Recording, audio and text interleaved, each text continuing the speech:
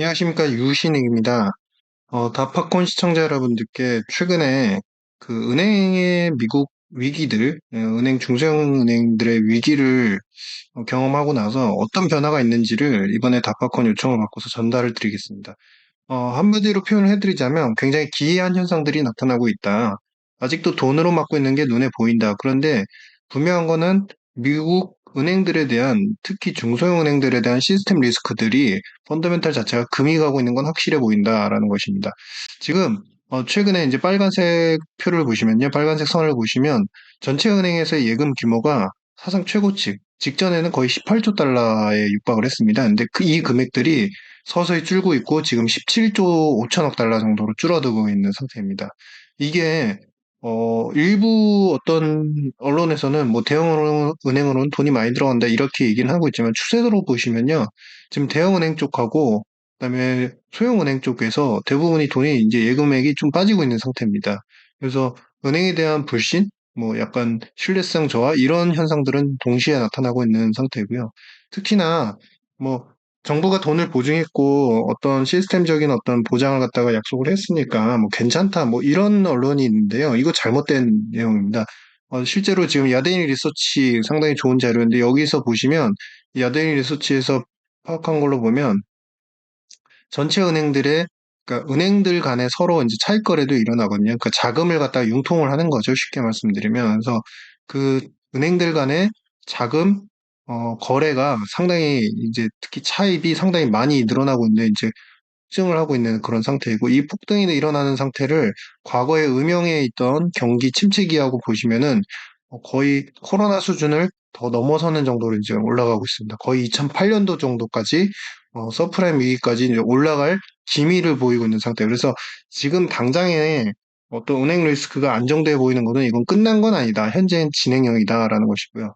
특히 가장 중요한 게 머니마켓 펀드입니다. 이게 뭐냐면 쉽게 말해서 우리가 일종의 어떤 펀드를 조성해가지고 굉장히 국채라든지 그래도 상대적으로 안전한 그런 채권에다가 이자를 받지 않습니까? 이런 자산들로 이 펀드를 조성을 해가지고 뭐 매일별로 혹은 뭐 며칠별로 돈을 잠깐 맡겼다 빼고 이런 식의 이제 운영이 되는 것을 바로 우리가 머니마켓 펀드다라고 하는데 미국은 이제 뮤추얼 펀드, 그 우리랑 다르게 어떤 뮤추얼 펀드라고 하는 어떤 주식 회사 형태의 기업이 이런 펀드들을 많이 운영합니다. 근데 이게 지금 최근 보시면은 5조 1천억 달러까지 계속 올라가고 있죠. 이 파란색을 보시면은 최근까지 계속 급증을 하고 있습니다. 근데 이게 두 가지 해석이 가능합니다. 그러니까 첫 번째는 2017년도부터 사실 머니마켓 펀드 쪽에 돈이 많이 유입되는데 이건 기본적으로 금융시장에 돌고 있는 돈이 엄청나게 많다라는 얘기입니다.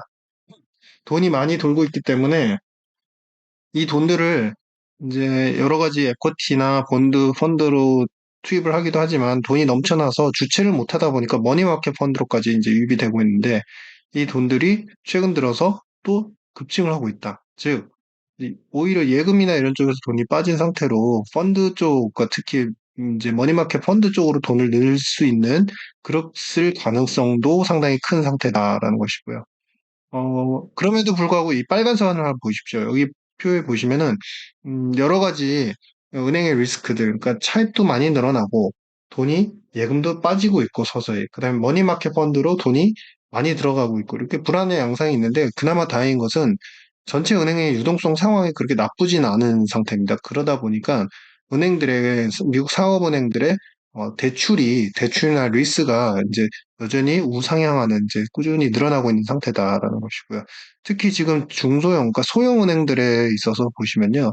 지금 로운 관련된 비중이 토탈 에셋에서 지금 차지하는 비중 자체가 거의 37%입니다. 그러니까 지금 이제 디파짓 쪽, 그러니까 예금 쪽에서 예금 자산 쪽에서 문제가 중소형 은행들 한번 생겼죠. 근데 두 번째는 이 대출에 대한 비중들이 상당히 이제 계속 커지고 있는, 오히려 그쪽으로 더 오히려 자산 편입이 늘어나고 있는 상태인데, 여기서 제가 다음 영상에서도 한번 이제 연구를 해서 많은 다른 페이퍼들을 보고 말씀을 드리는데, 관건은 지금 막고 있다고 끝난 게임이 아니다.